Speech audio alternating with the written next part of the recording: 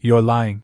Emily Carter said, her voice barely louder than the hum of fluorescent lights overhead, but it still managed to cut through the quiet tension of the hospital pharmacy line as a few heads turned, curious, judgmental, tired in that uniquely American way of people who had waited too long and seen too much. The smell of antiseptic lingered in the air, sharp and cold, mixing with the faint sweetness of cheap coffee from a vending machine down the hall, and in her trembling hands was a crumpled receipt that read $87.46, more than she had left in her checking account, more than she could pretend didn't matter when her 3-year-old son lay upstairs in a narrow hospital bed, fighting a fever that refused to break. Daniel Whitmore didn't raise his voice, didn't shift his perfectly tailored navy coat or glance at the people now subtly leaning in to watch what they assumed was just another desperate scene, because he had seen scenes like this before, just never this close, never. With eyes that looked like hers, red, exhausted, but stubbornly holding on to something that refused to ask for help. Instead, he tilted his head slightly, studying her the way someone studies a problem they intend to solve, and said quietly, "Then why are you crying?" And it wasn't the words that made her breath catch, it was the calm certainty behind them, the way he didn't accuse her, didn't pity her, just noticed what everyone else chose to ignore. Emily stiffened, her fingers tightening around the receipt as if it were the only thing keeping her upright, and she shook her head too quickly, the motion defensive, automatic. Learned from too many moments where vulnerability had cost her more than she could afford. "I'm not," she muttered, though a tear betrayed her, slipping free despite her effort to blink it away, and somewhere behind her, someone sighed impatiently. A man checked his watch, a woman whispered something about people making scenes. The quiet cruelty of strangers who had the luxury of not caring settling over her like a weight. The cashier shifted uncomfortably, glancing between Emily and the well-dressed man who clearly didn't belong in a place like this line. This moment yet stood there as if he had nowhere else to be, and Emily felt the heat of embarrassment crawl up her neck, the familiar urge to disappear, to apologize, to say she would come back later when she had the money, when she had her life together, when she wasn't this version of herself. "You don't have to do this," she said quickly, assuming what came next, because it always came next, the offer wrapped in kindness but tied with invisible strings, the kind that pulled tight later when you least expected it, and she couldn't afford another debt she couldn't repay, not emotional, not financial, not anything. Daniel's gaze didn't waver, and for a brief second, something flickered behind his composed expression. Something older than his wealth, something quieter. "Do what?" he asked, not playing along with her assumption, not stepping into the role she had already assigned him, and that unsettled her more than anything else. She hesitated, thrown off balance, her exhaustion catching up to her as the weight of sleepless nights and whispered reassurances to a sick child pressed in, and she swallowed hard, forcing her voice steady. "Pretend you care," she said, softer this time, almost to herself, because that was the truth she had built her world around, the rule that had kept her moving forward even when everything else fell apart. For a moment, the world seemed to pause, the low murmur of the pharmacy fading into the background as Danielle absorbed her words, not offended, not defensive, just listening in a way that made her wish she hadn't spoken at all. And then, instead of arguing, instead of insisting, he simply stepped back, creating space between them, his hands slipping into his coat pockets as if the conversation had already ended for him. Emily blinked, confused, waiting for the pitch, the condition, the quiet expectation, but it didn't come. And that absence felt louder than anything he could have said. The cashier cleared her throat gently, bringing the moment back to reality. "Ma'am, I can hold the prescription for you if you need to come back," she offered, kindness edged with practicality, and Emily nodded quickly, relief and humiliation tangling in her chest as she turned to leave, her shoulders tight, her steps hurried, determined not to look back, because looking back meant hoping, and hoping was something she had learned to live without. Behind her, Daniel watched her go, his expression unreadable to anyone else in the room,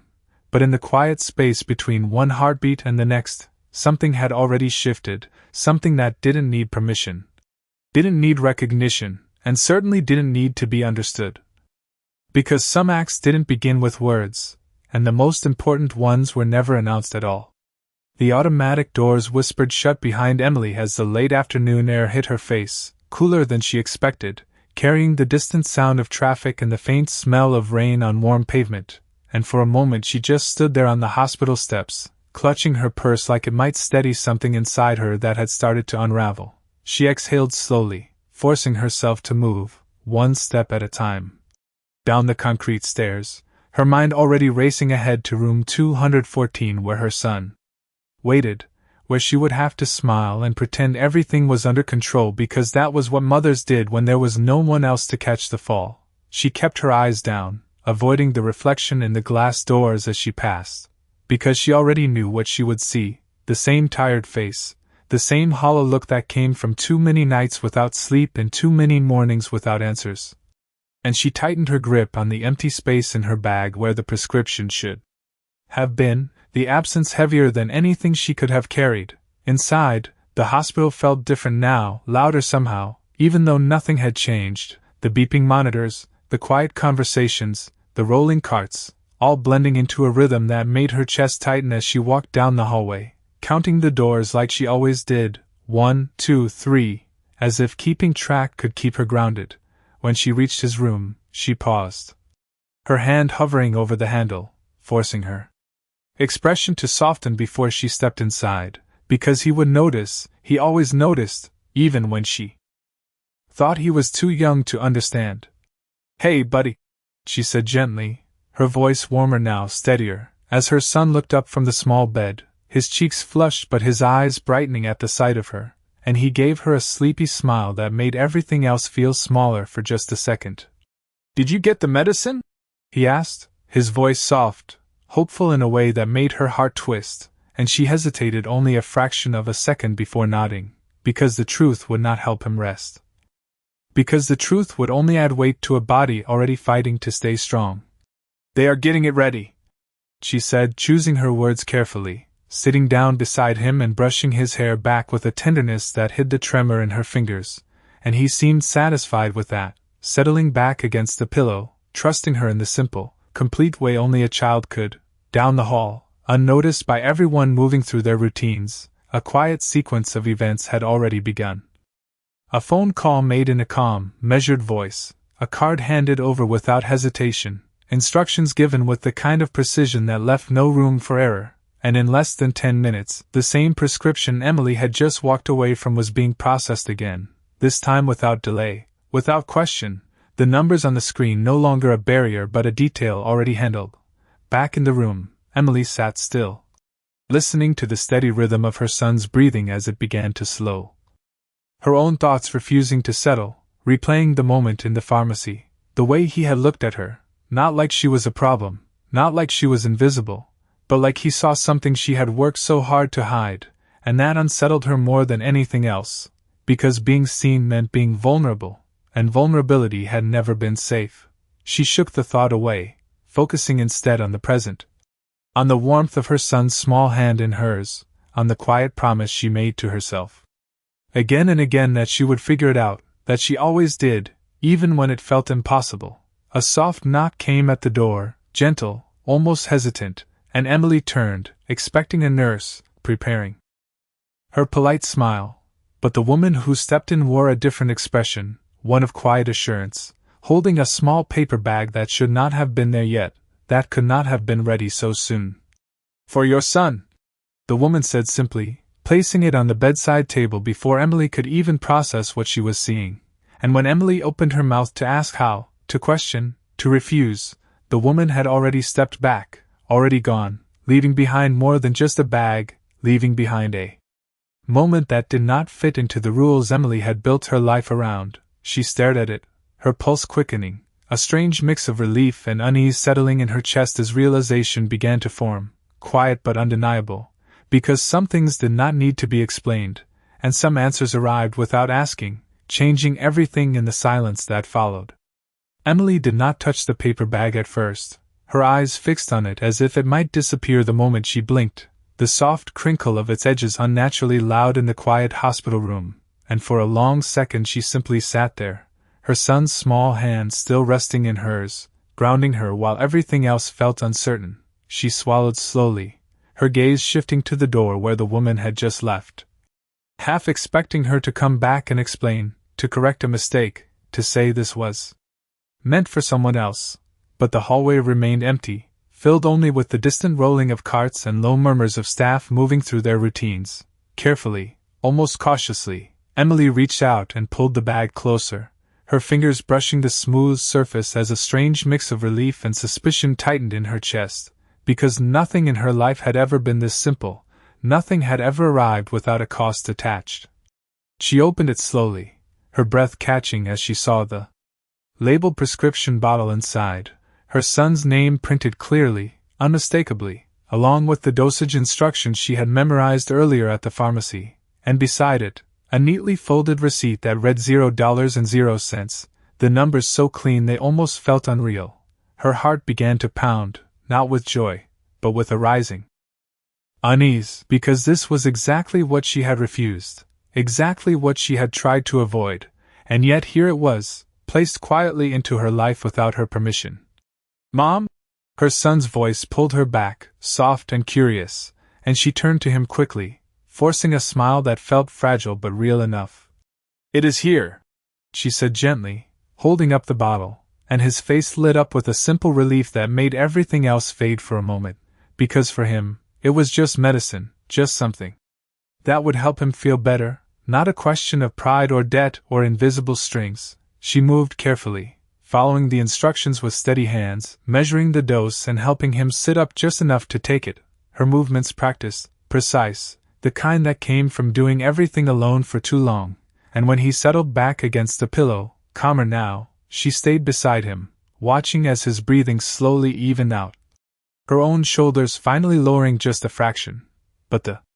moment he drifted toward sleep, her eyes returned to the receipt, the neat line that erased the cost she knew she could not cover, and the question she had tried to ignore began to take shape, quiet but persistent, because there was only one person who had seen her walk away from that counter,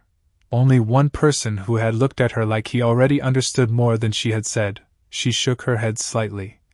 as if rejecting the thought could make it less real, but the memory replayed anyway, the calm in his voice, the way he had not argued, had not insisted, had simply stepped back, and now this silent solution that felt less like help and more like something deliberate, something chosen. Emily stood slowly, careful not to wake her son, and crossed the room to the window, the city stretching out beyond the glass in a blur of lights and movement, a world that kept going no matter what happened inside these walls. And she pressed her hand lightly against the cool surface, grounding herself again as her thoughts raced. She had spent years building a life where she owed nothing to anyone, where every step forward was earned, even when it cost her sleep, dignity, or comfort, and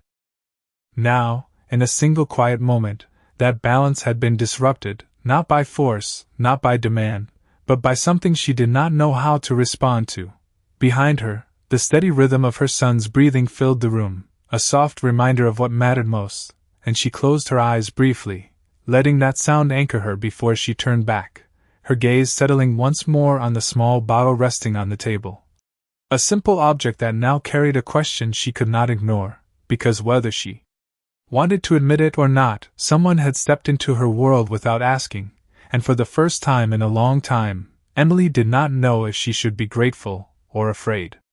The hallway outside room 214 felt longer than before, stretching under the sterile glow of overhead lights as Emily stepped out quietly, easing the doors shut behind her with careful precision, her eyes lingering for a second on the small window where she could still see the outline of her son resting, the steady rise and fall of his chest the only reassurance she trusted.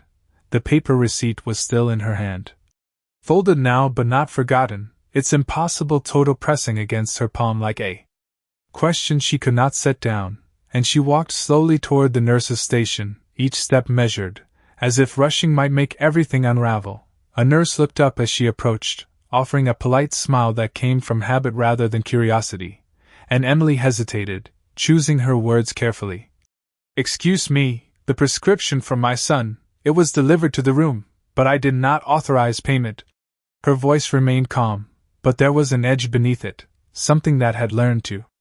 protect before it trusted. The nurse typed quickly, glancing at the screen, then back at Emily with a small nod. "It has already been processed, ma'am. Everything is covered," she said simply, as if that explained anything at all, and Emily's grip tightened slightly on the folded receipt. "By who?" she asked, more direct now, and the nurse hesitated just long enough to confirm what Emily already suspected. "It does not list a name, just a private authorization." The answer came gently, but it carried weight, because in a place where everything was documented, recorded, accounted for, anonymity was not an accident. Emily nodded slowly, stepping back, her mind already moving ahead of her, connecting the only dots that made sense: the calm voice, the measured distance, the absence of insistence, and now this silent intervention that felt less like charity and more like something intentional. Something that respected the boundaries she had tried to draw while still crossing it in a way she could not refuse. She turned down the corridor without another word, her steps quicker now, not running, but purposeful, guided by something between frustration and clarity. Because she did not want to guess anymore, she needed to see it, to confirm it, to understand what kind of person did something like this and then disappeared as if it meant nothing. The elevator doors opened with a soft chime, and she stepped inside. Pressing the button for the ground floor, her reflection faint in the brushed metal walls, eyes sharper now, no longer just tired but searching, and when the doors opened again, the familiar smell of antiseptic and coffee returned, grounding her as she crossed the lobby, scanning faces without fully realizing it, until she saw him. Daniel Whitmore stood near the far end, speaking quietly with a receptionist, his posture relaxed, his presence unmistakable even in a place where people came and went without notice. And for a second, Emily stopped, her breath catching not from surprise but from confirmation, because she had already known, even before seeing him, that it would be him. She walked toward him before she could reconsider, the distance closing faster than her thoughts could catch up, and when he turned slightly, as if sensing her approach, their eyes met again, that same steady calm in his gaze that made it impossible to hide behind anything. She stopped a few feet away, the noise of the lobby fading into the background, and held up the folded receipt without a word at first, letting the silence say what she had not yet decided how to express. Then, finally, her voice came, quiet but firm. "You did this." Not a question, not an accusation, just the truth placed between them. Daniel glanced briefly at the paper, then back at her, his expression unchanged. No pride, no apology, just that same quiet certainty. And for a moment he did not answer, as if giving her space to decide what she needed from this moment, and that restraint unsettled her more than any explanation could have. Emily exhaled slowly, her defenses shifting, not gone, but no longer as solid as before. Because this was not how help usually came, not how people usually acted, and she found herself asking the one thing she could not ignore anymore, her voice softer now, carrying more than just suspicion. "Why?" And in that single word, there was exhaustion, resistance, and something else she had not allowed herself to feel in a long time, something dangerously close to hope. Daniel did not answer immediately, and that silence stretched just long enough to make Emily regret asking, just long enough to remind her why she had learned to keep questions to herself, because answers often came with expectations she could not meet. He looked at her for a moment, really looked, not at the receipt in her hand or the tension in her posture, but at the exhaustion she had stopped trying to hide, and when he finally spoke, his voice was low, steady, almost as if the words had been waiting long before she asked. "Because I have seen that look before," he said, and Emily's brow tightened slightly, confusion mixing with the defensive edge she had not fully lowered. "What look?" she asked, her grip tightening again around the folded paper, and Daniel exhaled quietly, glancing past her for a second toward the glass doors where the fading daylight filtered in, as if measuring how much of the past he was willing to bring into the present. "The kind that says you will not ask for help, even when you need it," he replied, his tone not accusing, not soft, just factual in a way that left no room for argument, and something about that made Emily shift uncomfortably, because it was too close to the truths she had built her life around. She shook her head slightly, her instinct to resist returning. "You do not know me," she said quickly, the words coming out sharper than she intended, but he did not react, did not take offense, and that lack of reaction made it harder to hold on to her anger. "You are right," he said simply. "I do not." And for a second, Emily blinked, thrown off by the lack of contradiction, by the absence of the usual push to prove her wrong, and he continued. "But I know what it looks like when someone is trying to carry everything alone." And this time, there was something quieter beneath his words, something that did not belong to this moment, but had followed him into it. Emily hesitated, the noise of the lobby returning around them, footsteps, voices, the distant ring of a phone, but none of it felt as loud as the space between them, and she found herself asking again, softer now, less guarded. "That still does not explain why you helped me." Because she needed it to make sense, needed it to fit into the rules she understood. Daniel's gaze dropped briefly to the floor, then back to her, and when he spoke again, there was a subtle shift, not in volume, but in weight. "Because no one helped my mother when she needed it," he said, and the simplicity of the sentence carried more than any long explanation could have, because it was not just information, it was memory, it was something that had stayed with him long enough to shape the way he moved through the world. Emily felt her breath catch slightly, her defenses faltering in a way she had not expected, because this was not the answer she had prepared herself to reject, not a transaction, not an obligation, but something that did not ask anything from her in return. "That does not mean you have to fix it for everyone else," she said quietly, though the edge in her voice had softened, replaced by something closer to uncertainty, and Daniel gave a small, almost imperceptible shake of his head. "I am not trying to fix anything," he replied. "I just did not want your son to wait." And the mention of her son shifted something deeper inside her, something that had always been stronger than pride, stronger than fear, and for a moment she looked down at the receipt in her hand, the numbers that had once felt impossible now reduced to nothing, and she realized that whatever this was, it had already changed something she could not undo. She exhaled slowly, her shoulders lowering just slightly, not in surrender, but in acknowledgement, and when she looked back at him, her eyes were different, still cautious, still guarded, but no longer closed off completely. "I will pay you back,"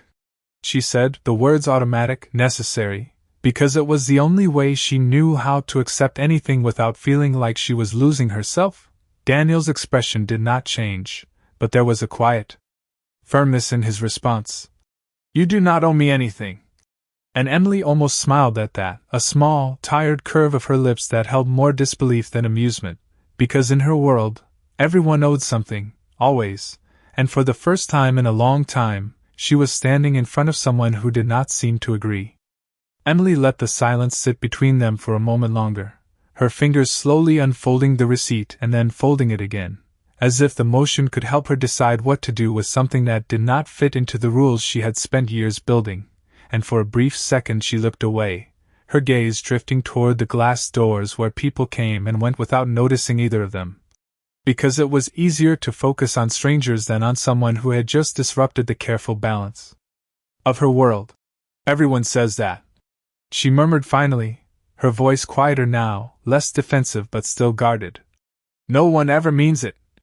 And the words carried the weight of experience, not accusation, just the truths she had learned the hard way, repeated enough times that it had become something she trusted more than promises. Daniel did not interrupt, did not correct her, and that absence of reaction made her continue, almost without realizing it. "It always comes back later in some way," she added, her eyes returning to him, searching for the hidden expectation she was certain had to be there, because that was how things worked, that was how people worked, and anything different felt like a risk she could not afford. He listened without shifting, his posture relaxed but attentive, and when he spoke, his tone remained steady, unchanged by her doubt. "Then let it not come back this time," he said simply, and the ease of that sentence made her almost laugh, not out of humor but disbelief, because it sounded too simple, too detached from the reality she lived in every day. "It does not work like that," she replied, shaking her head slightly, her grip tightening again around the paper as if holding on to something familiar was the only way to stay grounded. "You do not just help someone and walk away." And Daniel tilted his head slightly, considering her words. not dismissing them, but not accepting them as fixed either. Maybe that is exactly how it should work, he said after a moment, and there was no force in his voice, just a quiet conviction that made it harder to argue with than if he had tried to prove a point. Emily hesitated, her mind catching on that idea, turning it over even as she resisted it, because if that were true, then everything she had learned about surviving on her own would have to shift, and she was not sure she was ready for that. A nurse passed by behind them, the soft squeak of shoes against polished floors breaking the moment briefly, and Emily exhaled slowly, her shoulders lowering just a fraction as the tension in her chest eased enough for her to think clearly again. "I still do not like it," she admitted, her voice honest now, stripped of the sharper edge from before, and Daniel gave a small nod, as if that made sense to him, as if he expected nothing less. "You do not have to like it," he replied. "You just have to let it help." And something about that phrasing shifted the weight of the situation, not taking anything from her, not forcing her to accept more than she could handle, just offering space for her to decide how to carry it. Emily looked down again at the receipt, then back up at him, her expression softer now but still thoughtful, still measuring, and for the first time, she did not immediately push the moment away, did not rush to reclaim control. Because part of her recognized something she had not allowed herself to consider before, that accepting help did not always mean losing something in return. She inhaled slowly, the breath steadying her as she nodded once, a small movement, but a real one. "Thank you," she said, the words quiet but clear, and it was not just for the medicine, not just for the immediate relief, but for the way he had done it, without pressure, without expectation, without making her feel smaller than she already had. Daniel did not respond with anything grand, did not dismiss her gratitude or expand on it, he simply inclined his head slightly, acknowledging it in the same quiet way he had handled everything else, and for a moment they stood there, without speaking, the space between them no longer tense, but not entirely resolved either, something new forming in that silence, something neither of them needed to define yet. Then Emily glanced back toward the elevators, her thoughts returning to the room upstairs, to the small boy who mattered more than anything else, and she took a small step back. "I should get back to him," she said, her voice steady again, grounded in the reality she knew, and Daniel nodded, stepping aside without hesitation, giving her space not just physically, but in every sense that mattered. As she turned and walked away, her steps felt different, not lighter exactly, but less heavy than before, and though she did not look back, she carried something with her that she had not had when she walked out of that pharmacy, something quieter than certainty, but stronger than doubt, and for the first time in a long time, it did not feel like she was carrying everything alone.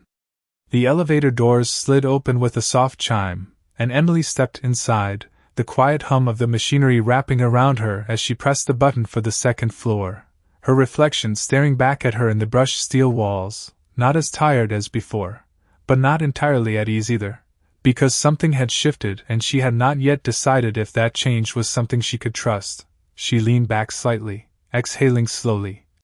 replaying the conversation in her mind, the way his words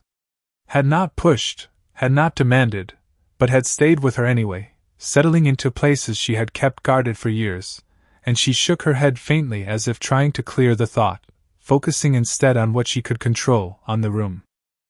waiting for her upstairs, on the small life that depended on her being steady no matter what. When the doors opened again, the familiar hallway greeted her, the same muted sounds, the same steady rhythm, but it felt different now, not because anything had changed, but because she had, even if only slightly, even if she did not want to admit it yet. She walked back toward room 214, her steps quieter this time,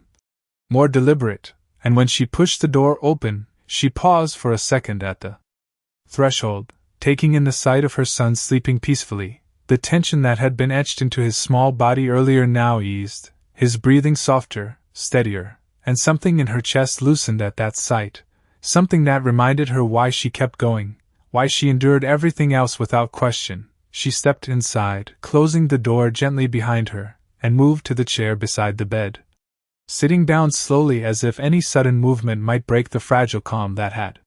settled over the room, and her eyes drifted to the small bottle on the table, then to the receipt she had placed beside it, the two objects sitting quietly as if they had always belonged there, even though she knew they did not. She reached out, picking up the receipt again, tracing the printed line with her thumb, $0.00, the simplicity of it almost surreal, and for the first time, instead of feeling uneasy,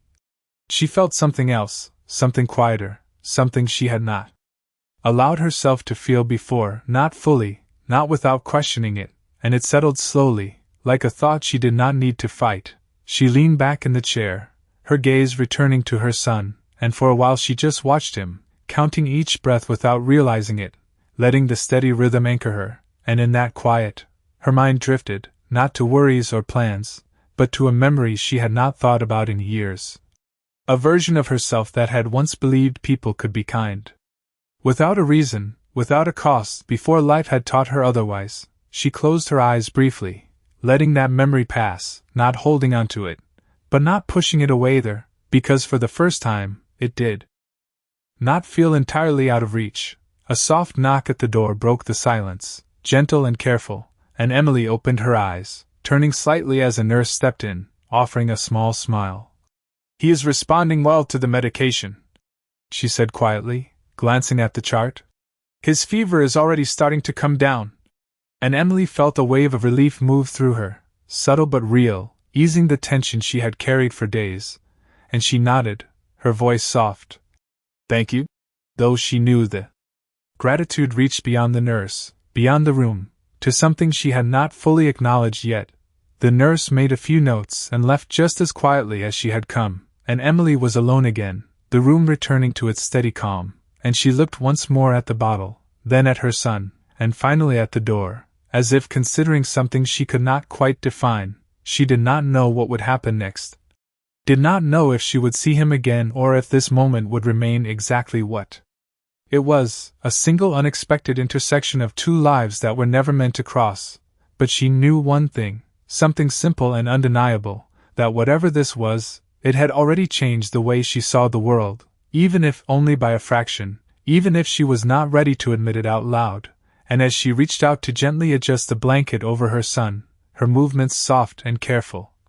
she realized that for the first time in a long time, the future did not feel entirely like something she had to face alone. The night settled quietly over the hospital, the outside world dimming into scattered lights beyond the window as Emily remained in the chair beside the bed, her posture softer now, no longer held together purely by tension but by something steadier, something that had begun to take root without her fully noticing it. The soft beeping of the monitor blended into the rhythm of her son's breathing, and every now and then she glanced at him, as if confirming he was still there, still safe, still within reach, and each time she did, the tightness in her chest eased just a little more. She had not moved much in the past hour, her thoughts quieter than usual, not because there was nothing to worry about, but because for once, the immediate crisis had been answered before it could spiral into something worse, and that unfamiliar sense of relief left her unsure what to do with the space it created. Her eyes drifted again to the small bottle on the table, the label catching the soft light, and then to the receipt beside it, the numbers unchanged, still impossible in their simplicity. And she leaned forward slightly, resting her elbows on her knees, her fingers loosely intertwined as she stared at them, not with suspicion this time, but with a kind of cautious acceptance that surprised even her. She had spent so long believing that every solution came with a cost, every kindness with a condition, that she had forgotten what it felt like to simply receive something without bracing for the aftermath, and that realization lingered, quiet but persistent, asking her to reconsider more than just this moment. A faint sound pulled her attention back, a soft shift from the bed, and she turned quickly, her son stirring slightly before his eyes fluttered open, still heavy with sleep but clearer than before, and he looked at her with a small, tired smile that carried more strength than she expected. "Mom," he whispered, his voice fragile but steady, and she leaned closer immediately, her expression softening in a way that came naturally, without effort. "I am right here," she replied gently, brushing his hair back again, her touch careful, grounding. "I feel better," he said after a moment, and those 3 words settled into her chest with a weight that was not heavy, but profound, because they meant everything she had been fighting for, everything she had been holding together by sheer will, and she nodded slowly, her smile real now, not forced. "I know you do," she said, her voice warm, steady in a way it had not been earlier. He watched her for a second longer, then his small hand reached out, finding hers again, holding onto it as if it was the one constant he trusted without question, and she let him, her fingers closing gently around his, anchoring herself in that simple connection. After a few moments, his eyes drifted closed again, his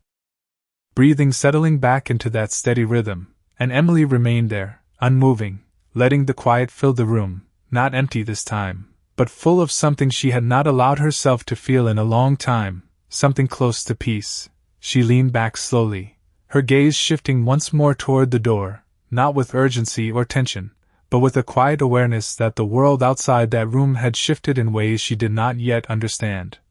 And somewhere within that shift was a person who had chosen to act without asking for anything in return, a person who had not tried to change her, only to support something she could not carry alone in that moment. She exhaled softly, her shoulders relaxing as she let that thought settle without resistance, without trying to define it or control it, and for the first time, she allowed herself to accept that maybe not everything had to be earned through struggle, that maybe, just once, something had been given simply because it mattered. The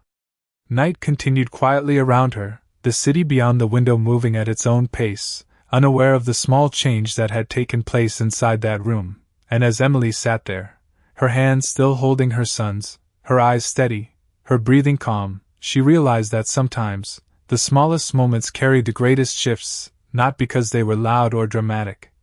but because they arrived without warning and stayed long after everything else had faded, changing the way you saw the world, without ever asking permission. The early morning light crept slowly through the hospital window, pale and soft, stretching across the floor and climbing gently up the side of the bed where Emily had drifted into a light, restless sleep, her head tilted slightly to one side, her hands still loosely wrapped around her son's, as if even in sleep she refused to let go. The quiet hum of the building had shifted with the new day, less heavy than the night before, more alive, filled with distant footsteps and low conversations that carried through the halls like a quiet promise that life continued, no matter what had happened in the hours before. Emily stirred slightly as the light touched her face, her eyes opening slowly, adjusting to the brightness, and for a moment she did not move, simply taking in the steady rhythm of her son's breathing, the calm that had settled into the room, and the absence of the fear that had gripped her so tightly the day before. She blinked, sitting up carefully, her muscles stiff from the chair, but her expression softer, less strained, and when she looked down at him, she noticed immediately the difference. The color returning faintly to his cheeks, the tension gone from his small body, replaced by a quiet rest that felt almost fragile but real. He shifted slightly, sensing her movement, and his eyes opened, clearer now, more present, and when he saw her, he smiled, a small but certain smile that reached her in a way nothing else could. "Good morning," he said, his voice still soft but stronger than it had been, and Emily felt something inside her ease completely for the first time in days. "Good morning," she replied, her voice warm, steady, carrying relief she did not try to hide. She reached out, brushing his hair back again, the simple motion grounding her as she took in the reality of the moment, that he was better, that they had made it through the hardest part, and that for once, the outcome had not depended solely on how much she could endure. A nurse entered shortly after, her movements efficient but gentle, checking the monitors, reviewing the chart, and offering a reassuring nod. "His fever is down significantly, he is responding very well," she said, and Emily nodded in return, her gratitude quiet but deep, not just for the update, but for everything that had led to this moment, everything that had shifted in ways she had not expected. When the nurse left, Emily stood slowly, stretching slightly before walking to the window, the city now fully awake outside, cars moving, people crossing streets, the ordinary rhythm of life continuing without pause. And she rested her hand lightly against the glass again, but this time it felt different, not like something she needed to hold on to, but something she could simply observe. Her thoughts drifted back, not to the fear or the struggle, but to the conversation in the lobby, the calm voice, the steady presence, the quiet certainty that had unsettled her and grounded her at the same time, and she realized that she had not questioned it again since returning to the room, had not tried to dissect it or push it away, because somewhere between the fear and the relief, something had shifted in how she understood it. She turned slightly, her gaze moving back to the bedside table where the bottle and the receipt still rested. Unchanged, simple, and she picked up the receipt. Again, holding it for a moment before folding it carefully and placing it into her bag, not as something she needed to hide, but as something she chose to keep, a reminder not of what she owed, but of what had been given without expectation. Her son called softly for her again, and she returned to the bed immediately, sitting beside him, her presence steady, her touch gentle, and as she looked at him, really looked at him, she understood something she had not fully allowed herself to see before. That accepting help had not made her weaker, had not taken anything from her, but had allowed her to protect what mattered most in a way she could not have done alone. And as the morning light filled the room completely, pushing away the last shadows of the night, Emily felt something settle within her, not certainty, not complete trust, but a quiet openness, a willingness to see beyond what she had always believed, and for the first time. That felt less like a risk and more like a possibility. By late morning, the room felt lighter in a way Emily could not fully explain, as if the air itself had shifted from something heavy and uncertain into something steady, something that allowed her to breathe without counting every second, and she found herself moving differently, not rushed, not tense, but present, as she helped her son sit up and sip water from a small plastic cup, her hand steady beneath his as if the simple act required more care than anything else in the world. He smiled. Again, more easily this time, and it struck her how quickly children trusted recovery, how naturally they moved forward once the pain eased, without questioning what had brought them there, without holding on to fear the way adults did, and she watched him for a moment longer than necessary, committing that expression to memory as if it might disappear if she looked away too soon. A soft knock came at the door, followed by a doctor stepping in with a tablet in hand, his tone calm and professional as he reviewed the chart and confirmed what she had already begun to feel. "He is improving faster than expected. If everything continues like this, we may be able to discharge him within the next 24 hours. And Emily nodded, absorbing the words carefully, not allowing herself to celebrate too quickly, but feeling the weight of possibility settle gently into her chest. After the doctor left, she stood quietly for a moment, her hand resting lightly on the edge of the bed, her thoughts moving not toward worry, but towards something she had not allowed herself to consider before: what came next, what life looked like after this moment, and how she would carry it forward. She reached into her bag and touched the folded receipt again, not pulling it out this time, just feeling its presence there, a reminder of something that had changed more than just the outcome of a single day. And she exhaled slowly, her gaze drifting toward the door, not with urgency, but with a quiet awareness that there was something unfinished, not an obligation, but an understanding. "I will be right back," she said gently to her son, brushing his hair back once more, and he nodded without question, trusting her to return the way he always had, and that trust steadied her as she stepped out into a hallway again, her movements calm but purposeful, guided by something she could no longer ignore. The elevator ride felt shorter this time, the familiar hum less isolating, and when the doors opened to the main floor, the rhythm of the hospital greeted her once more, but she moved through it differently now. Not as someone trying to avoid attention, but as someone searching with intention, her eyes scanning the lobby, the seating areas, the reception desk, looking for a presence she had not expected to matter this much. For a moment, she did not see him, and something in her chest tightened slightly. Not disappointment exactly, but the realization that she did not know how to continue this without that quiet certainty he seemed to carry. And then, just as she turned slightly, her gaze caught him near the large window at the far end, standing alone this time, his posture relaxed, his attention directed outward toward the city beyond the glass. She slowed as she approached, her steps measured, giving herself time to decide what she needed to say, because this was not about returning a favor.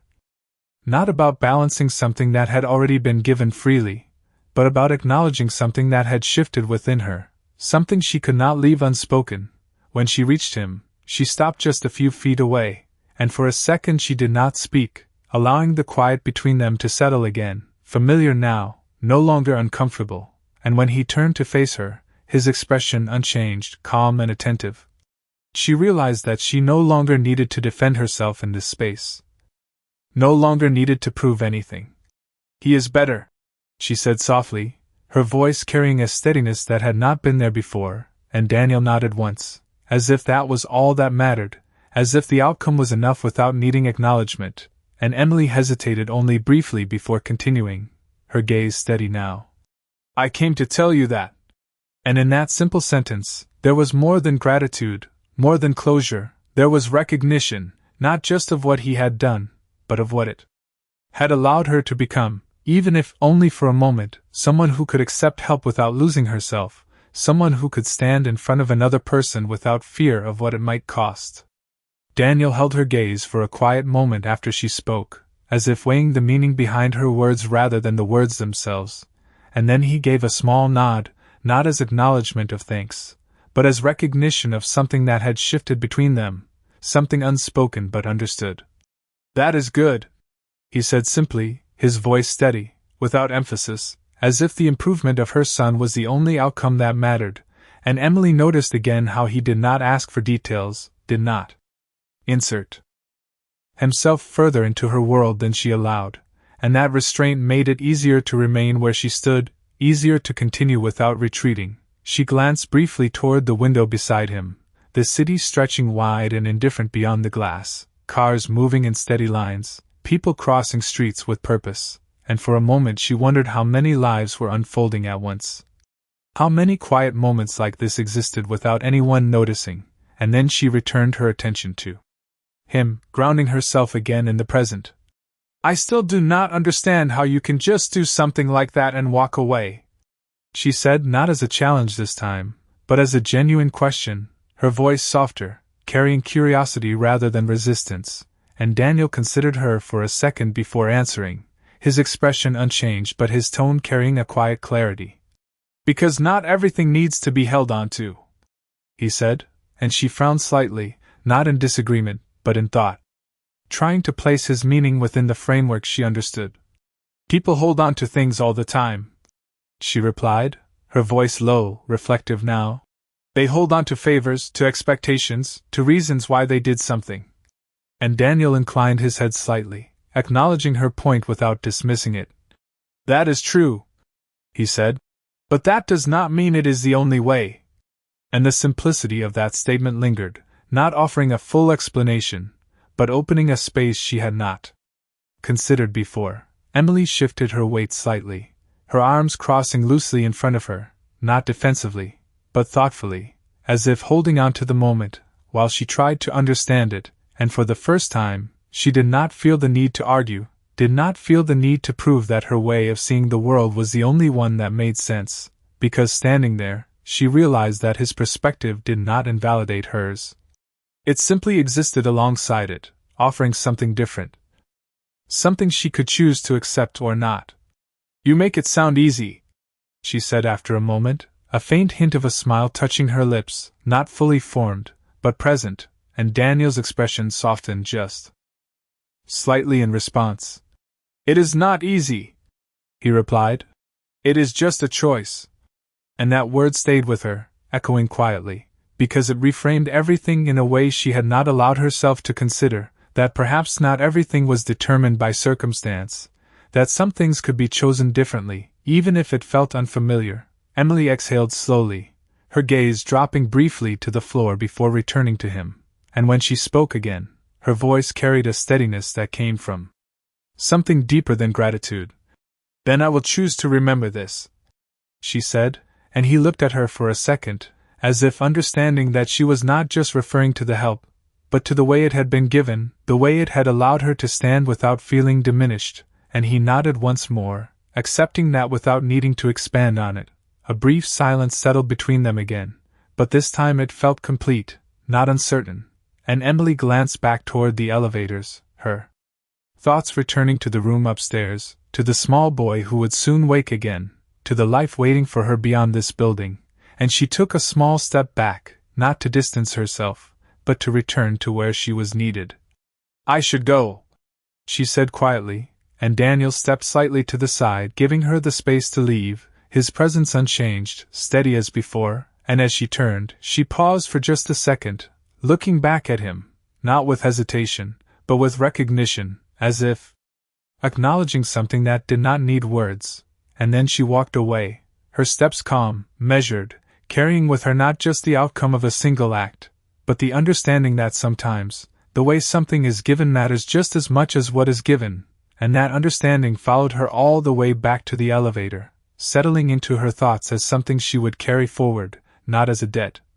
but as a quiet shift in how she saw the world and her place within it.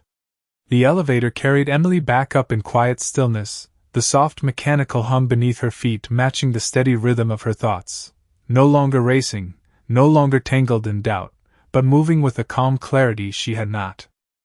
felt in a long time, and when the doors opened, she stepped out with the same measured pace, her posture relaxed in a way that came not from certainty, but from acceptance of something she did not need to control. The hallway felt familiar now, no longer a place of tension but one of transition, and as she walked toward room 214, she realized that this space, which had held so much fear just a day ago, now carried something entirely different, something quieter, something that felt like resolution rather than struggle. When she pushed the door open, her son was awake again, sitting up slightly with the help of a nurse who was adjusting his pillow, and he looked stronger already, his small frame more at ease, his eyes clearer, and when he saw her, his face lit up with a simple happiness that grounded her instantly. "You came back," he said, as if there had ever been a question, and Emily smiled softly, moving to his side. "I always come back," she replied, her voice steady, certain, and she meant it in a way that extended beyond that moment, beyond the room, beyond everything else. The nurse finished her adjustments and stepped aside, offering a brief update about his continued improvement before leaving them alone again, and Emily sat down beside the bed, her hand finding his naturally, the connection immediate, familiar, and as she looked at him, she realized that this moment, this simple, quiet presence, was what everything had been leading toward, not just the recovery, but the understanding that she did not have to carry every burden alone to reach it. Her gaze drifted briefly to her bag resting on the chair beside her, where the folded receipt remained, no longer something she needed to question, but something she had chosen to keep, not as a reminder of what had been given, but of what had been allowed, the space to breathe, the space to accept, the space to trust, even if only a little. Her son squeezed her hand gently, pulling her attention back, and she leaned closer, listening as he spoke about small things, about how he felt, about wanting to go home, his words simple but filled with the quiet resilience of someone who had already begun to move forward, and she nodded, her responses soft, encouraging, grounded in the reality they were now stepping into together. Time passed without urgency, the minutes unfolding naturally, and Emily found herself not watching the clock, not anticipating the next problem, but simply being present, allowing the moment to exist without trying to manage it, and that in itself felt like a change she could not ignore. Later, as the light shifted again outside the window, softening into the early tones of evening, she stood and adjusted the blanket around her son once more, her movements careful, familiar, and as she did, she paused for just a second, her hand resting lightly on the edge of the bed, her thoughts returning briefly to the conversation downstairs, to the quiet certainty in Daniel's voice, to the idea that not everything needed to be held onto, and she understood now that letting go did not mean losing control. It meant allowing something else to exist alongside it. She exhaled slowly, her shoulders settling, and when she looked back at her son, her expression was calm, steady, and open in a way it had not been before, and in that moment she knew that whatever came next, whatever challenges waited beyond these walls, she would face them not just with strength, but with a new understanding that sometimes, the most important changes did not come from what we do alone, but from what we allow ourselves to accept when we are no longer afraid of what it might mean. The next day arrived quietly, without announcement, as if the world had simply decided to move forward without asking permission, and for Emily, it felt different in a way she could not fully explain, not lighter exactly, but steadier, as though something within her had settled into place during the night. The hospital room, once filled with tension and uncertainty, now carried a calm sense of closure.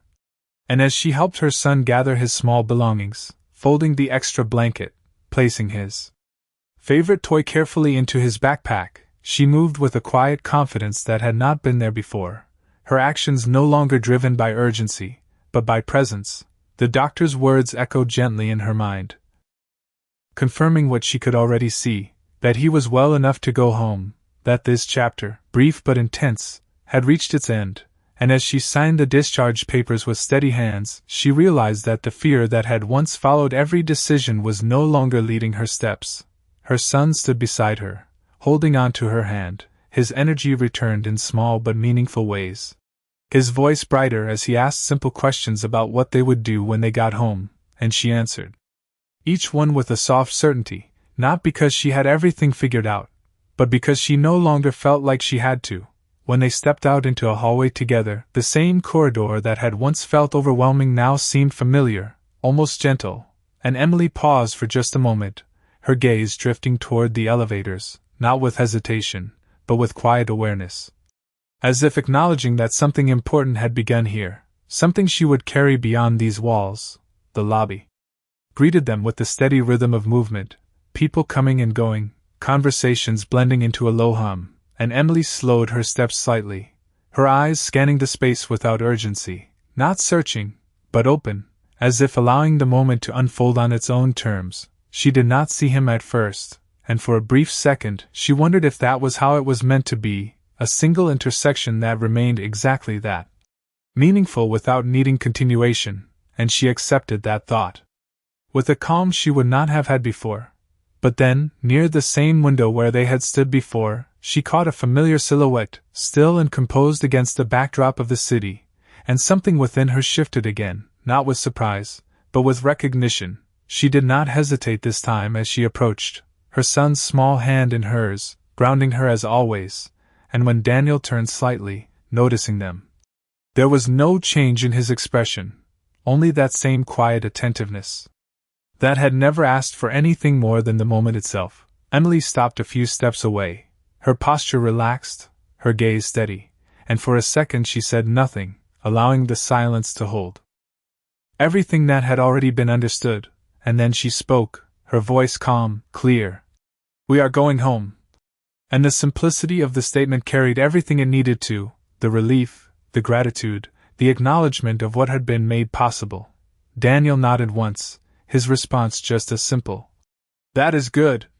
And her son looked between them curiously, sensing something he could not fully understand, but trusting the calm in his mother's presence. And Emily gave a small smile, not forced, not uncertain, just real. "Thank you," she said again, but this time the words were different, not a response to an action, but a recognition of something deeper, something that had changed how she saw the world and her place within it. Daniel inclined his head slightly, accepting it without expanding on it, as he had done from the beginning, and for a moment they stood there, not as strangers, but as two people who had shared a moment that did not need to be defined to matter. Emily shifted her grip gently on her son's hand, preparing to leave, and as she turned, she paused briefly, her gaze returning to Daniel one last time, not searching, not questioning, but acknowledging, and then she walked forward, her steps steady, her path clear, carrying with her not just the memory of what had happened, but the understanding that some kindnesses do not come with conditions, do not ask to be repaid, and do not need to be held onto to remain meaningful. Because sometimes the most powerful things we receive are the ones that simply remind us we were never meant to carry everything alone.